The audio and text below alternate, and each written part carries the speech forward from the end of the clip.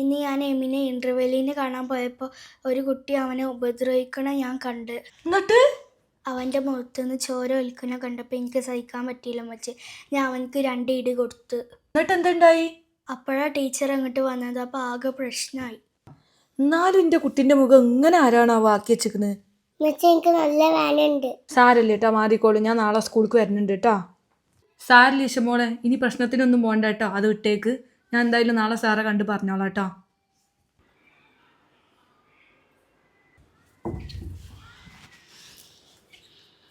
ചീത്ത പറഞ്ഞോ? അത് സാരല്ലേ മോനിക്ക് ഇപ്പൊ വേദന ഉണ്ടോ? അത് സാരില്ല, മാറിക്കോളും. ഈശത്താത്ത മാമിന്റെ വീട്ടിക്ക് പോവോ? ഇല്ലേടാ, ഞാൻ എമിക്കുട്ടനെ വിട്ടിട്ട് എവിടേക്കും പോവില്ല. സത്യം?